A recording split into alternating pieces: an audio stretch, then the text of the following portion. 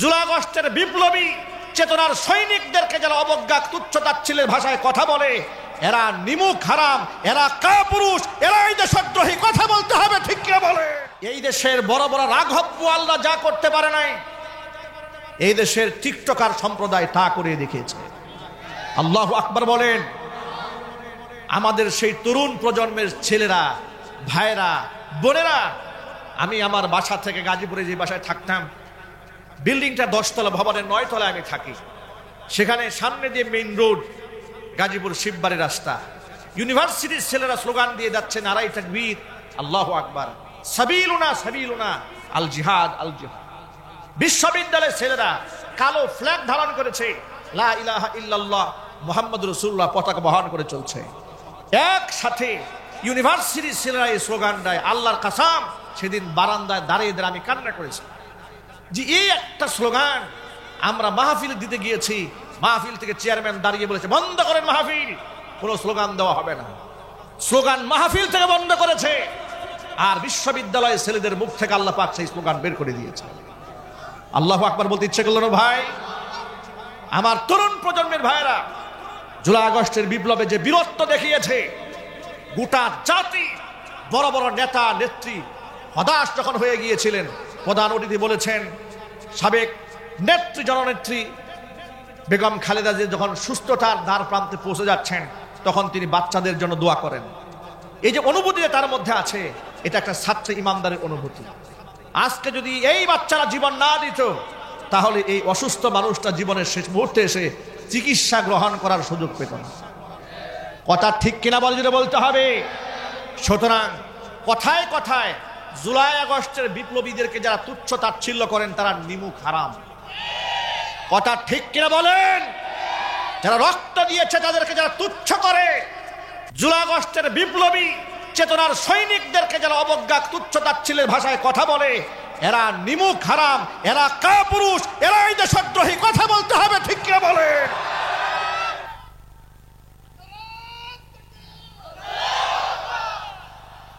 আমার যুবক ভাইরা, আমাদের হতাশা কেটে গিয়েছে।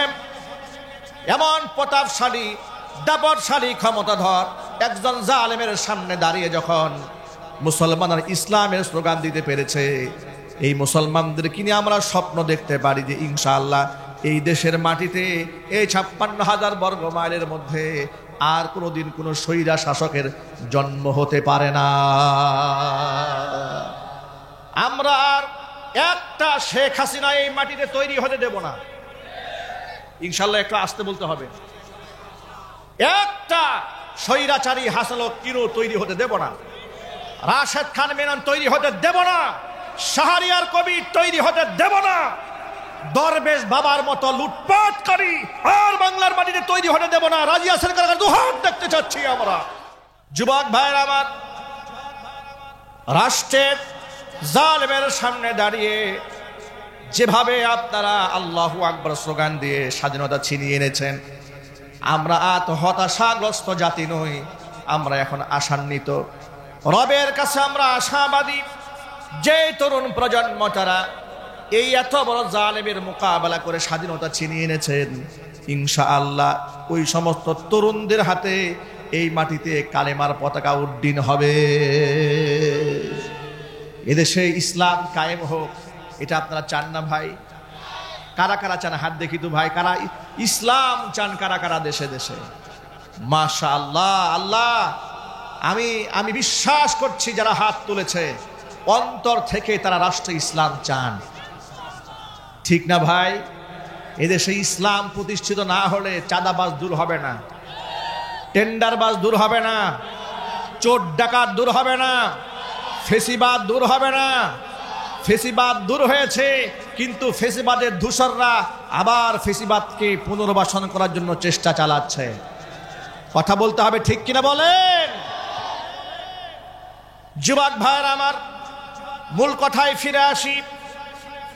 তাহলে সকল ভাইদেরকে বলছি, ভাইরা আমার, দ্বীন ও ইসলাম পূর্ণাঙ্গ আল্লাহ রাব্বুল আমিন এই নিয়ামত আমাদেরকে দান করেছেন। এই পৃথিবী সম্পর্কে আল্লাহ পাক উদাসীন নন, গাফেল নন। যে আমেরিকার পশুরা ফিলিস্তিনের মাটিকে জ্বালিয়ে পুড়ে ছাই বানায় দেওয়ার জন্য 1 বছরে 2200 কোটি মার্কিন ডলার তারা অনুদান ঘোষণা করেছিল, দিয়েছিল। আল্লাহ তাআলা ওই সমস্ত জালেমদেরকে একদিন মাত্র 3 দিনের মাথায় 150 বিলিয়ন মার্কিন ডলার জ্বালিয়ে পুড়িয়ে ছাই বানিয়ে দিয়েছে। এই মুসলমানদের জন্য আল্লাহর সাহায্য আছে না নাই? আরো জোরে বলেন। কত প্রযুক্তি ব্যবহার করছে, আগুন নেভাবার জন্য পারে না, ঠিক না?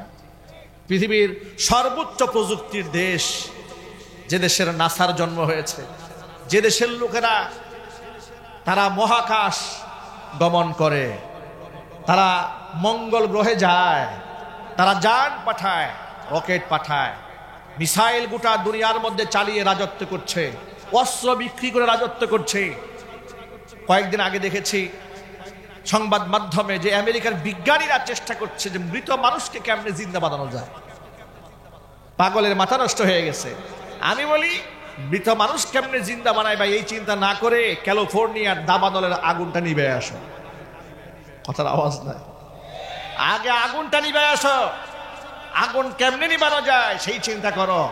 মৃত মানুষ জিন্দা করতে যেও না। এটা, এই ক্ষমতা কার হাতে? একটু জোরে বলুন না, কার হাতে? আল্লাহ পাকের হাতে। যুবক ভাইরা আমার, আল্লাহ তাআলা আমাদের আমল সম্পর্কে উদাসীন নন। আল্লাহ তাআলা আমাদের আমল সম্পর্কে গাফেল নন। আমরা গুনাহগার বান্দা, আল্লাহ তাআলা আমাদেরকে বড্ড ভালোবাসেন। আল্লাহর দয়া আমার প্রতি আছে না নাই? আমাদের প্রতি আল্লাহর মহব্বত আছে না নাই? সীমাহীন মহব্বত আর ভালোবাসা দিয়ে আল্লাহ পাক আমাদের বাঁচিয়ে রেখেছেন। সুতরাং জীবনের যে কোনো মুহূর্তে আমরা ইসলামের জন্য জীবন বাজি রাখতে রাজি আছি। আল্লাহ যেন কবুল করে নেন। জোরে জোরে কানা আমিন। আমি আমার খুতবার মধ্যে সূরাতুল মাইদা 3 নম্বর আয়াতে কারিমা আপনাদের সামনে তেলাওয়াত করেছি।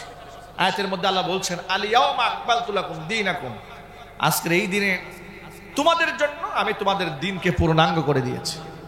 ওয়া আতমামতু আলাইকুম নি'মাতি, আমার নিয়ামতটাকে পূর্ণাঙ্গ করে দিয়েছি।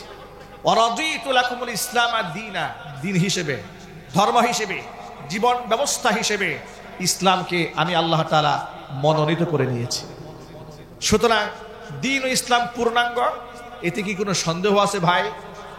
পূর্ণাঙ্গ মানে হচ্ছে যেখানে নতুন করে ঢুকাবার কিছু নাই। আমার জীবনের প্রতিটা স্টেপে, প্রতিটা পদক্ষেপে ধর্মের অনুশাসন আনার দরকার আছে না নাই? ধর্ম মানার প্রয়োজন আছে না নাই? মানার দরকার আছে। দেখুন, ওমর ফারুক রাদিয়াল্লাহু তাআলা আনহু, আল্লাহ পাকের এতটা মাহবুব বান্দা তিনি, নবী করিম সাল্লাল্লাহু আলাইহি সাল্লামের এত পেয়ারা দুস্থ তিনি, এতটা মাহবুব এবং মুকাররব, যিনি মসজিদের মিম্বারে বসে অর্ধ জাহানকে পরিচালিত করেছেন। শুধু নামাজ, রোজা, হজ, যাকাত দিয়েই ধর্মকে সীমাবদ্ধ করে দেন নাই। ইদানিং কিছু লোকেরা বলতে শুরু করেছে রাজনীতির সাথে কোরআনের কোনো সম্পর্ক নাই। যিনি বলেছেন, আমার কথা রেকর্ড হচ্ছে, আমি জানি না আমার এই কথার আওয়াজ তার কানে পৌঁছবো কিনা। আমার ধারণা যিনি বলেছেন রাজনীতির সাথে কোরআনের কোনো সম্পর্ক নাই, আমার মনে দৃঢ়ভাবে এই কথা বিশ্বাস করে নিয়েছে তিনি জীবনেও আল্লাহর কোরআন খুলে পড়েন নাই। ঠিক কিনা বলেন? জীবনেও কোরআন পড়েন নাই। এই জন্য তিনি মন্তব্য করেছেন ধর্মের সাথে, এই রাজনীতির সাথে কোরআনের কোনো সম্পর্ক নাই। এখন আমি আপনাদের কাছে জিজ্ঞেস করতে চাই, রাজনীতির সাথে কোরআনের সম্পর্ক আছে না নাই? আরো জোরে বলেন। যদি নাই থেকে থাকে, মুহাম্মদ সাল্লাল্লাহু আলাইহি ওয়াসাল্লাম রাষ্ট্র পরিচালনা করেছেন কিভাবে? যদি তাই না হয়ে থাকে, হযরত ওমর ইবনুল খাত্তাব রাদিয়াল্লাহু তাআলা আনহু এত বছর রাষ্ট্র কি করে পরিচালনা করলেন? যদি তাই না হয়ে থাকে, হযরত আলী কাররামাল্লাহু ওয়াজহা রাষ্ট্র কেমনে পরিচালনা করলেন? যদি তাই হয়ে থাকে, হযরত উসমান গনি জিন্নুরাইন রাষ্ট্র পরিচালনা কেমনে করলেন? যদি তাই হয়ে থাকে, নবী সুলাইমান আলাইহিস সালাতু ওয়াস সালাম গোটা জগতের নেতৃত্ব কি করে দিয়েছেন? যদি তাই হয়ে থাকে, নবী ইউসুফ আলাইহিস সালাতু ওয়াসসালাম মিশরের বাদশাহী কিভাবে গ্রহণ করেছিলেন, এসব গল্পগুলো কোরআনে আছে না নাই? আরো জোর আওয়াজে বলতে হবে, আছে না নাই? তাহলে আমরা তাদের প্রতি স্পষ্ট বার্তা দেই, কোরআনের সাথে রাজনীতির সম্পর্ক নাই এই কথা বলে, ধর্মের সাথে রাজনীতির সম্পর্ক নাই এই কথা বলে বাম এবং রামদেরকে খুশি করে স্বৈরাচার ক্ষমতায় টিকে থাকতে চেয়েছিল। তারা গোটা দেশের মুসলমানদেরকে বিষিয়ে তুলেছিল, খেপিয়ে তুলেছিল, যার কারণে মুসলমানদের লানত, অভিশাপে, বদদুয়াতে এদেশ থেকে তারা বিতাড়িত হয়েছে। সুতরাং আপনারাও যদি একে সুরে কথা বলেন তাহলে কিন্তু আপনাদের কপালে তাই জুটবে স্বৈরাচারের কপালে যা জুটেছে। কথা ঠিক কিনা যদি বলেন? সুতরাং আপনারা এমন লাগামহীন বক্তব্য দেওয়া বন্ধ করুন। আল্লাহ তাআলা তাদেরকে হেদায়েত দান করুক, জোরে কোন আমিন। ওমরে ফারুক রাদিয়াল্লাহু তাআলা আনহু একজন খলিফা হওয়ার পরে পরকাল বিশ্বাসী হওয়ার কারণে কতটা মাহবুব আল্লাহ হয়েছিলেন। নবী করিম সাল্লাল্লাহু আলাইহি ওয়াসাল্লাম যার ব্যাপারে বলেছেন, লাউ কানা মিন বাদি নাবিয়্যুন লাকানা উমারু নাবিয়্যা, আমার পরে যদি এই দুনিয়াতে কেউ নবী হতো নিঃসন্দেহে হযরত ওমর নবী হয়ে যেতেন। জোরে জোরে কোন আল্লাহু আকবার। আল্লাহর নবী যে ওমর সম্পর্কে বলেছেন, ওমর যে রাস্তায় হাঁটে ওই রাস্তার মধ্য দিয়ে শয়তানও হাঁটতে সাহস পায় না। প্রিয় ভাইরা আমার, হযরত ওমর আল্লাহর কাছে একটা দোয়া করতেন, আল্লাহুম্মা রযুকনি শাহাদাতান ফি সাবিলিক ওয়াজআল মাউতি ফি বালাদি রাসূলিক। আল্লাহ তাআলা, তোমার পথে তুমি আমাকে শাহাদাতের মৃত্যু দান করো, তোমার নবীর দেশে আমাকে মৃত্যু দান করো। জোরে কোন সুবহানাল্লাহ। অপারেটর সাউন্ড বাড়াই দাও, সাউন্ড একদম কমাই ফেলছো। আল্লাহর কাছে দোয়া কবুল হয়েছে। হযরত ওমর ফজরের নামাজের ইমামতি করছিলেন, এমন সময় মুনাফিক পিছন দিক থেকে ছুরি মেরে দিয়েছে। ওমর রাদিয়াল্লাহু তাআলা আনহুর একেবারে নাড়ি বুড়ি সহ পর্যন্ত কেটে গেছে। নামাজ শেষে রক্তাক্ত অবস্থায় জমিনের মধ্যে পড়ে আছি। ডাক্তার তার চিকিৎসার জন্য আগমন করেছেন, সুচিকিৎসা দেওয়ার জন্য ডাক্তার তাকে এক গ্লাস দুধ পান করার নির্দেশ প্রদান করলেন। হযরত ওমর রক্তাক্ত অবস্থায় তিনি এক গ্লাস দুধ পান করার সাথে সাথে, মুখ দিয়া দুধ পান করার সাথে সাথে নাড়ি বুড়ি যেহেতু কেটে গিয়েছে, পেটের অংশ দিয়ে দুধগুলা বাহিরে বের হয়ে যায়। ডাক্তার তার এই অবস্থা দেখে ওমরে ফারুককে ডেকে বলছে, খলিফা, আপনার অবস্থা বড় গুরুতর, আপনি হয়তো আর বেশিক্ষণ টিকে থাকতে পারবেন না। আপনার যদি কিছু ওসিয়ত করার থাকে সন্তানদেরকে আপনি ওসিয়ত করে ফেলেন, যদি মনের কোনো চাহিদা থাকে সেটাও আপনি বলে ফেলেন। হযরত ওমর আব্দুল্লাহ ইবনে ওমর রাদিয়াল্লাহু তাআলা আনহুমাকে ডাকলেন, তার ছেলেকে ডাকলেন। ছেলেকে ডেকে বলছেন, ও আব্দুল্লাহ রে, শোনো, তুমি আমার পক্ষ থেকে একটা কথা নবী করিম সাল্লাল্লাহু আলাইহি ওয়াসাল্লামের অন্যতম সাহাবী হুযাইফা ইবনুল ইয়ামানকে গিয়া বলবা। হুযাইফা ইবনুল ইয়ামান কি আমার কাছে ডেকে আনবা, তার কাছে আমার একটা বার্তা আছে। হুযাইফা ইবনে ইয়ামানকে ডেকে আনা হলো।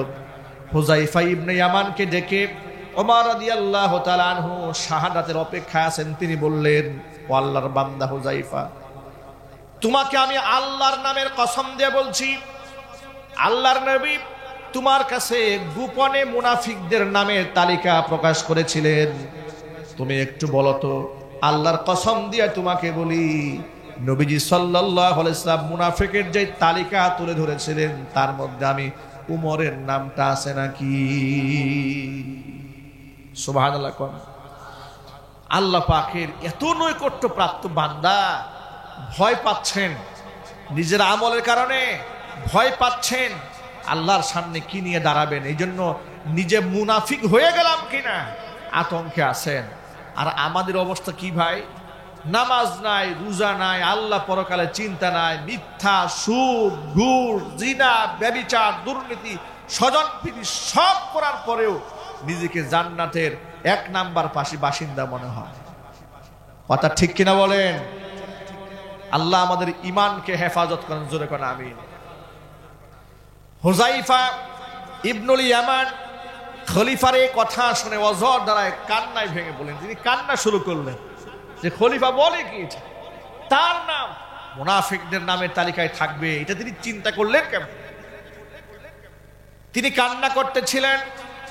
ওমর রাদিয়াল্লাহু তাআলা আনহু তাকে কসম করে আবার বললেন, আল্লাহর নামে কসম দিয়ে বলছে, তুমি একটু আমাকে বলো, তোমার কাছে তো গোপনে মুনাফিকদের নামের তালিকা নবীজি দিয়েছিলেন, ওই তালিকার মধ্যে আমি উমরের নামটা আছে নাকি?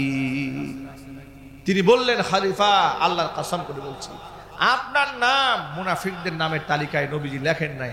চিৎকার দেখুন সুবহানাল্লাহ, আর চিল্লায় কেন আল্লাহু আকবার। আল্লাহর ওলি যারা হন, যারা অনেক বড় হন, তারা বিনয়ী হয়, নিরহংকারী হয়, নিজেকে তারা বড় মনে করেন। এরপর খলিফা নিজের ছেলেকে ডেকে বললেন, ও আব্দুল্লাহ শোনো, এবার তুমি আমাদের মা আয়েশা রাদিয়াল্লাহু তাআলা আনহার কাছে গিয়ে আমার পক্ষ থেকে একটা আবদার জানাবে। সেটা হলো, আমার শাহাদাতের পরে আমার খুব পরম ইচ্ছা আমার দুই বন্ধু নবী করিম সাল্লাল্লাহু আলাইহি ওয়াসাল্লাম এবং হযরত আবু বকর সিদ্দিক যেখানে শুয়ে আছেন তার পাশে আমাকে একটুখানি জায়গা দেওয়ার জন্য। কিন্তু যেহেতু আয়েশার ঘর, মা আয়েশার পারমিশন লাগবে, তবে বলার সময় কথা বলবে না মিন খলিফাতিল মুসলিমিন মিন আমিরিল মুমিনিন, এই ধরনের শব্দ না বলে বলবা মিন উমর ইবনুল খাত্তাব, উমর ইবনুল খাত্তাবের পক্ষ থেকে আপনার কাছে আবেদন পাঠানো হয়েছে। কারণ আমিরুল মুমিনিন বললে, যিনি আমিরুল মুমিনিন হন, তার হুকুম মান্য করা সাধারণ মানুষের জন্য ফরজ হয়ে যায়, ঠিক কিনা বলেন? তিনি গিয়ে মা আয়েশার কাছে আবদার পেশ করলেন। মা আয়েশা রাদিয়াল্লাহু তাআলা আনহা খলিফার এই অবস্থা শুনে অজর ধারায় কান্না করতেছিল আর বললেন, এই জায়গাটা আমি আমার নিজের জন্য বাছাই করে রেখে দিয়েছিলাম, কিন্তু উমরের আবদারে এই জায়গাটা আমি উমরের জন্য ছেড়ে দিলাম। আবদার ছেড়ে দিলেন মা আয়েশা। এরপরে খলিফাতুল মুসলিমিন হযরত ওমর ছেলেকে ডেকে বলছেন, ও ছেলে, আমি যেহেতু এখনো বেঁচে আছি, এই জন্য মা আয়েশা হয়তো আমাকে সান্ত্বনা দেওয়ার জন্য মনের মধ্যে ইচ্ছা না থাকা সত্ত্বেও তিনি রাজি হয়ে যেতে পারেন, কিন্তু আমি যখন শহীদ হয়ে যাব, আমার লাশটা তার বাড়ির সামনে নিয়ে তার কাছ থেকে শেষবারের মতো আরেকবার অনুমতি চাইবা। তিনি যদি সুযোগ করে দেন তাহলে দাফন করবা, আর তিনি যদি সুযোগ না দেন সাধারণ মানুষের পাবলিক গুরুস্থানে আমাকে তোমরা দাফন করে দিবা। আল্লাহু আকবার বলেন। খলিফা পেটের মধ্যে তো পেটটা চিরে গেছে না, টুকরা হয়ে গেছে, নাড়ি ভুড়ি বের হয়ে গেছে, তিনি জমিনের মধ্যে মাথা দিয়ে শুয়ে আছেন। আব্দুল্লাহ ইবনে ওমর, ওমরের ছেলে, দৌড়ায় গেলেন, বাবার মাথাটা নিজের উরুর মধ্যে নেওয়ার চেষ্টা করলেন।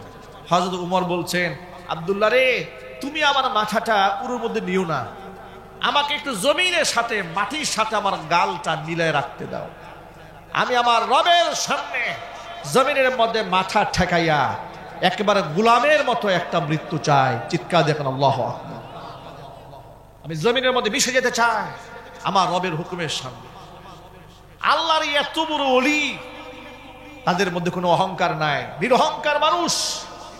আর আজকে অহংকারে আমাদেরকে খেয়ে ফেলেছে। আলেমদের মধ্যে অহংকার, ইমামের মধ্যে অহংকার, বক্তাদের মধ্যে অহংকার, খতিবদের মধ্যে অহংকার, নেতা নেত্রীদের মধ্যে অহংকারের তো কোনো সীমাই নাই। কথা ঠিক কেন যদি বলতে হবে।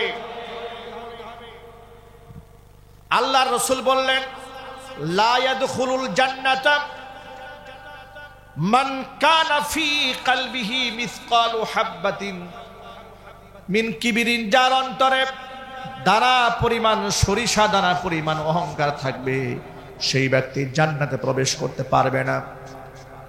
নবীজি সাল্লাল্লাহু আলাইহি ওয়াসাল্লামের কাছে প্রশ্ন করা হলো, হে আল্লাহর রাসূল, কিছু মানুষ তো এমন আছে পছন্দ করে টুপিটা সুন্দর হোক, জামাটা সুন্দর হোক, জুতাটা সুন্দর হোক, তাহলে এটা কি অহংকারের আলামত নাকি? নবী করিম সাল্লাল্লাহু আলাইহি সাল্লাম বললেন, না, ইন্নাল্লাহা জামিলুন ইউহিব্বুল জামাল, আল্লাহ নিজে সুন্দর, সৌন্দর্যতাকে আল্লাহ বড্ড ভালোবাসেন। এগুলো অহংকার নয়। অহংকার হচ্ছে বাতারুল হাক্কি ওয়া গামতুন নাস, সত্যকে অস্বীকার করা আর মানুষদেরকে তুচ্ছ তাচ্ছিল্য করা, এটা হচ্ছে অহংকার। বাতারুল হক, সত্যকে অস্বীকার করা, আর গামতুন নাস, মানুষদেরকে তুচ্ছ তাচ্ছিল্য করা। প্রিয় ভাইরা, নিজেকে বড় মনে করে মানুষদেরকে কি তুচ্ছ মনে করা যাবে? মনে করবেন না। আল্লাহর নবী আমাদেরকে একটা দোয়া শিখিয়ে দিয়েছেন, এই দোয়াটা আপনারা সকলেই আমার সাথে পড়বেন। আপনারা বলেন, আল্লাহুম্মা জাআলনি, এটা জোরে বলেন ভাই, আল্লাহুম্মা জাআলনি ফি আইনি সগীরা ওয়া ফি আয়ুনিন নাসি কাবীরা।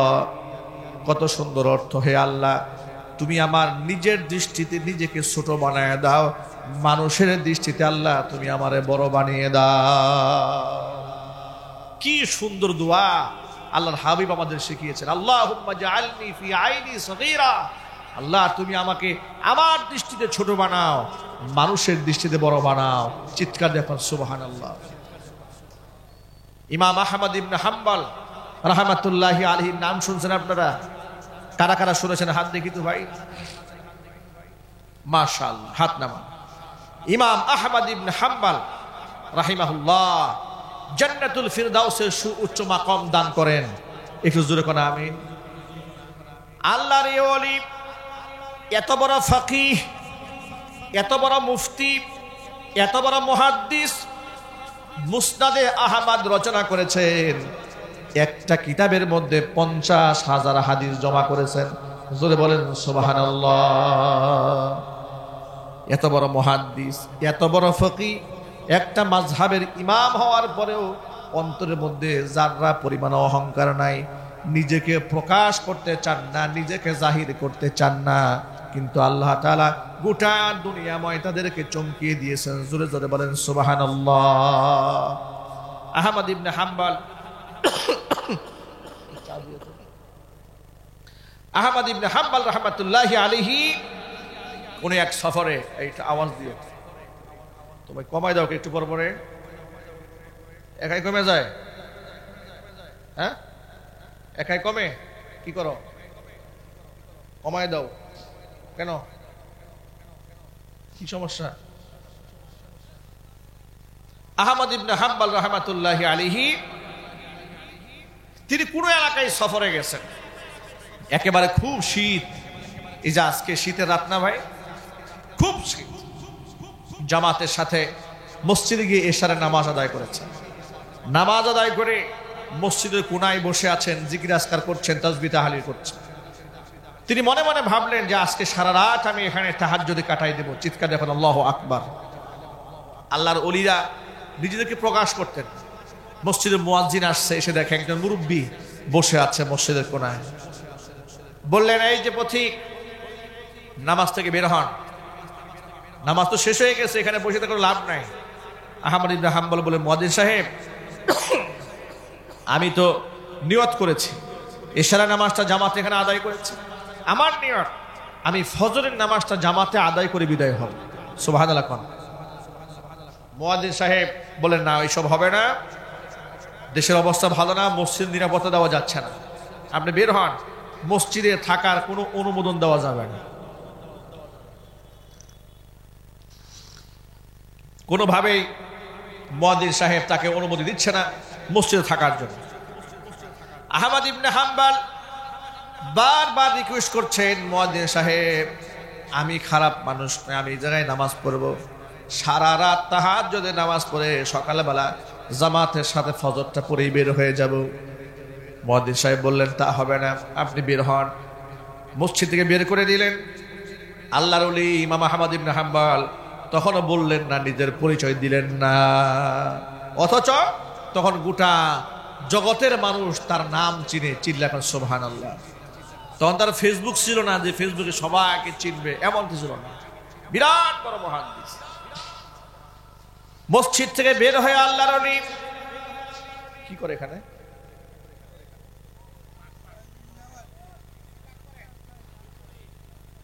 এত জোরে খিচুড়ি পাক করলে ওয়াজ করা যাবে ভাই কানের কাছে? এটা আস্তে আস্তেই করতে হবে।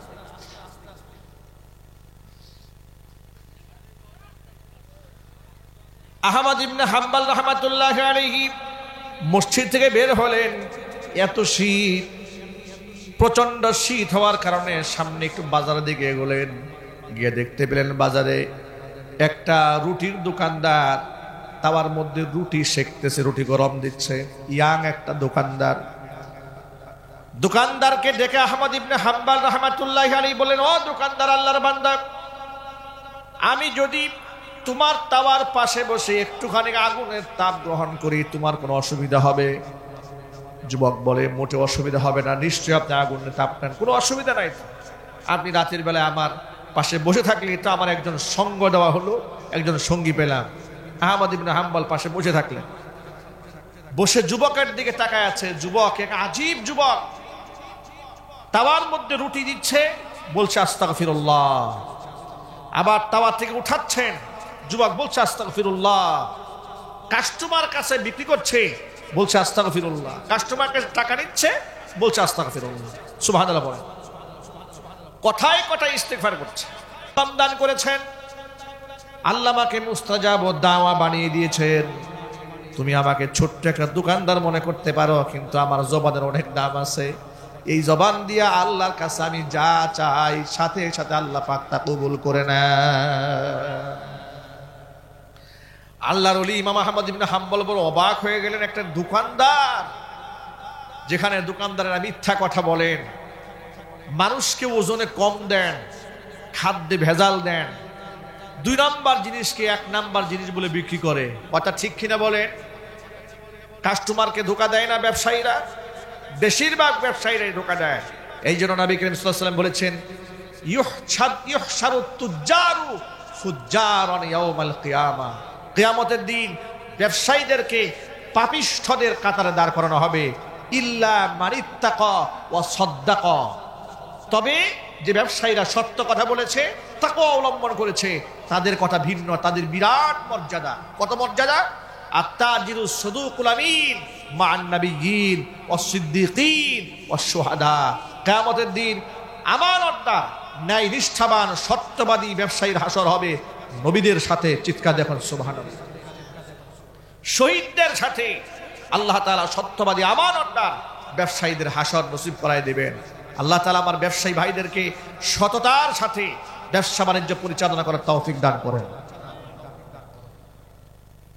যুবকের এই বিস্ময়কর আমল দেখে আহমদ ইবনে হাম্বল বড় অবাক হয়ে গেলেন।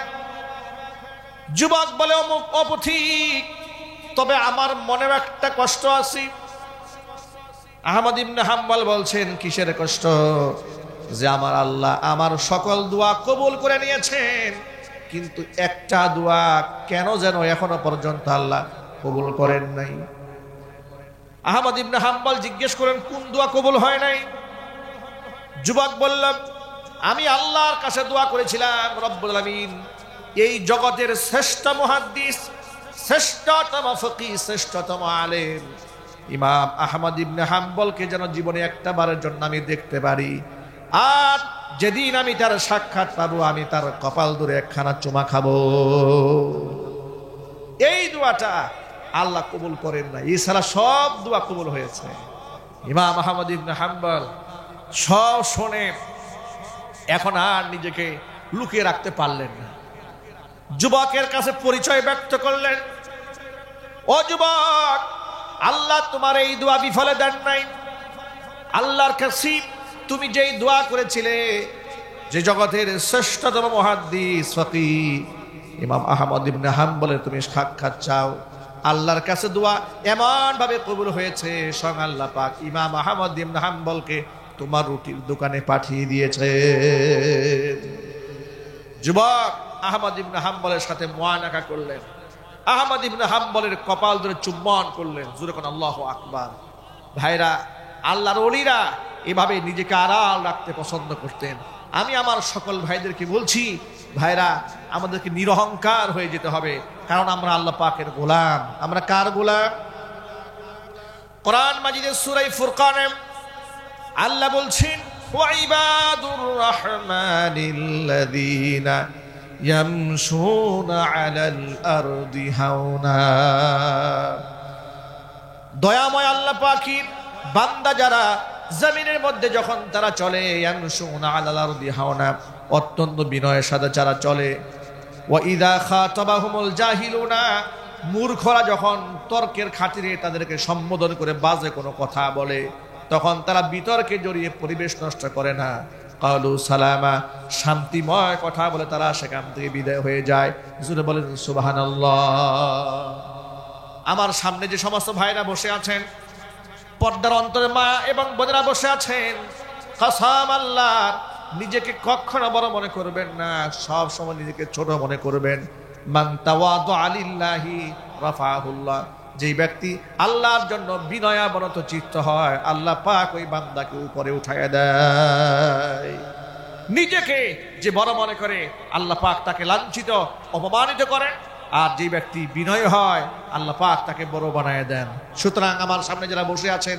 আমরা সকলে আল্লাহ পাকের গোলাম কার গোলাম ভাই জুড়ে বলেন তো ভাই তো গোলাম যারা তাদের কি অহংকার করার কোনো সুযোগ আছে কিন্তু এই অহংকার তো আমাদেরকে পেয়ে বসেছে অহংকার আমাদের এমন ভাবে পেয়ে বসেছে যে আমরা নিজেকে শ্রেষ্ঠ মনে করি অন্যকে আমরা জাহান্নামী নিকৃষ্ট মনে করি এই মনোভাব থেকে বের হয়ে আসতে হবে আল্লাহ যেন আমাদের তৌফিক দান করেন একটু জোর আওয়াজ করেন আল্লাহুম্মা আমিন 2 4 5 দিন তাহাজ্জুদের নামাজ পড়ে নিজেকে আল্লাহর ওলি মনে মনে ফিল করার কোনো দরকার নাই নতুন নতুন 5 ওয়াক্ত নামাজি হয়েছেন আর বেনামাজি যারা আছে সবগুলাকে জাহান্নামী মনে করছেন কোনো প্রয়োজন নাই এগুলো ভাবার হাজারো নামাজ পড়ে হাজারো রুকু করে হাজারো সেজদা দিয়া সব সময় রবের সামনে এইরকম ভয় রাখতে হবে যে আমার চেয়ে খারাপ মানুষ এই পৃথিবীতে আর নাই ওমরে ফারুক রাদিয়াল্লাহু তাআলা আনহু বলেছেন এমন কোন ঘোষণা যদি আসে পৃথিবীর সবগুলা মানুষ জাহান্নামে যাবে একটি মানুষ জান্নাতে যাবে আমি আল্লাহর রহমত এত আশা করি আমার মনে চাবে তখন আমি মনে করব সব মানুষ জাহান্নামে গেলে আল্লাহর রহমতে আমি উমর জান্নাতে যাব আবার যদি এমন কোন ঘোষণা আসি পৃথিবীর সব মানুষ জান্নাতে যাবে একজন ব্যক্তি জাহান্নামে যাবে আমি আল্লাহর শাস্তিকে এতটা ভয় করি আমার ভয় হয় সমস্ত মানুষ জান্নাতি হলেও ওই জাহান্নামী লোকটা নাকি আমি উমর হয়ে যাই এই জন্য হুজুর বলেছেন আল ঈমান বাইনাল খাউফি ওয়ার রাজাই ঈমান হচ্ছে ভয় এবং আশার মধ্যবর্তী অবস্থার নাম নিজেকে মনে করতে হবে যে আমি গুনাহগার আল্লাহ আমাকে ছাড়বে না আমাকে যদি হিসাব নেওয়া শুরু হয় আবার আল্লাহর রহমত থেকে বঞ্চিত হওয়া যাবে না আমি নিশ্চিত আমার আল্লাহ আমাকে দয়া করে ইনশাআল্লাহ অবশ্যই জান্নাত দেবেন ঠিক কিনা ভাই আমরা আমল দিয়া কেউ জান্নাতে যেতে পারবো না নামাজ দিয়ে রোজা দিয়ে হজ দিয়ে যাকাত দিয়ে বেহেশতে যেতে পারবো না বেহেশত কিনতেও পারবো না তবে আমল দিয়ে আল্লাহর দয়া কিনতে পারবে ইনশাআল্লাহ ঠিক কিনা ভাই আল্লাহর দয়া ছাড়া জান্নাতে যাওয়া যাবে সুতরাং আজকের পর থেকে যত ভাইরা এখানে এসেছেন সকল ভাইদের প্রতি উদাত্ত আহ্বান জানায় আল্লাহর গোলামি আর আল্লাহর সামনে বিনয়াবনত চিত্ত হওয়ার সবচাইতে বড় মাধ্যম হচ্ছে নামাজ এই নামাজ নিয়ে বান্দাদের কোনো অবহেলা চলবে না আজকে বাংলাদেশে যে চিত্র দাঁড়িয়েছে আপনি দেখেন স্বৈরাচারের পতন হলো পতন হওয়া মাত্র উচিত ছিল বাংলাদেশে কোনো প্রকারের চাঁদাবাজি চলবে না চাঁদাবাজি হবে না কিন্তু তাই কি হয়েছে একটু জোরে বলেন ভাই চাঁদাবাজ আছে না নাই সেই আগের মতো ফেস্টুন এখনো আছে সেই আগের মতো চাঁদাবাজি এখনো চলে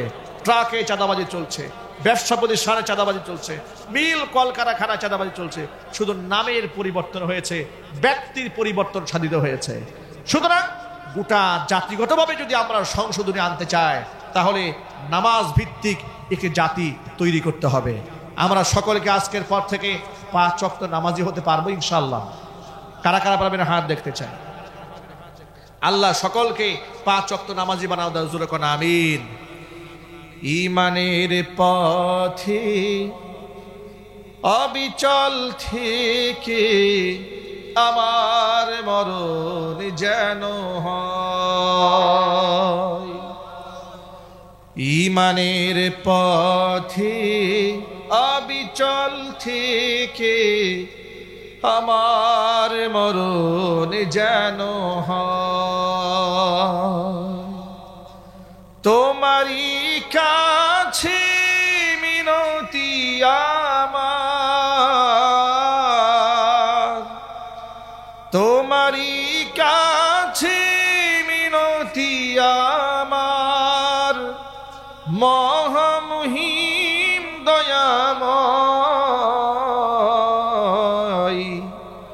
ঈমানের পথে অবিচল থেকে আমার মরণ যেন হয় ঈমানের পথে অবিচল থেকে আমার মরণ যেন হয় সকলেই জোরে করে আমিন।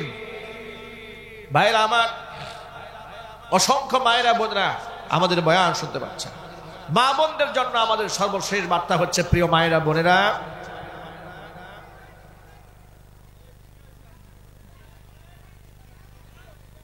এই খাবারে তো পুরো ওয়াজে নষ্ট করে দিচ্ছে।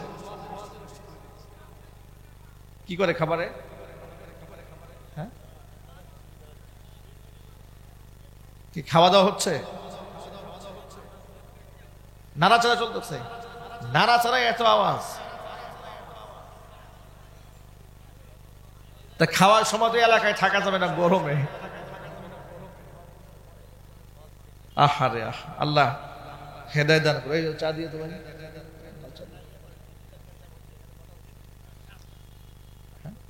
বলে দিচ্ছেন, একটু বলে না, এত চিৎকার করার দরকার নাই।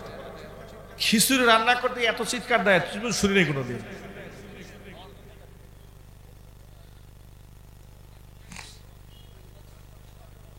খিচুড়ি তো আমাদের মেজর কোনো সাবজেক্ট নয়, কি বলেন ভাই? খিচুড়ি কি মেইন আজকের, নাকি মেইন আকর্ষণ খিচুড়ি?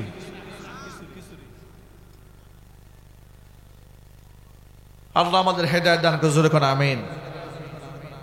নামাজ এটা মুসলমানদের পরিচয়, আইডি কার্ড, জাতীয়তা।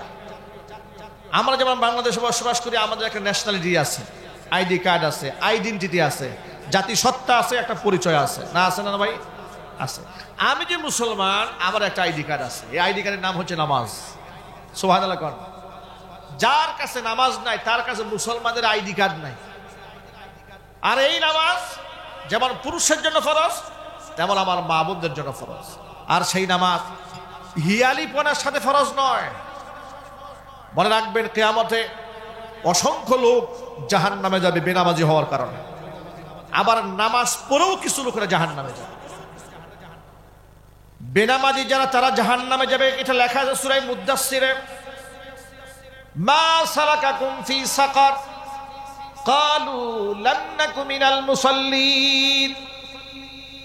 যখন এদের বলা হবে কোন জিনিস তোমাদেরকে সাকর নামক জাহান্নামে টেনে আনলো, তারা বলবে লাম নাকু মিনাল মুসাল্লিন, আমরা নামাজ পড়ি নাই, এই জন্য জাহান্নামে এসেছি।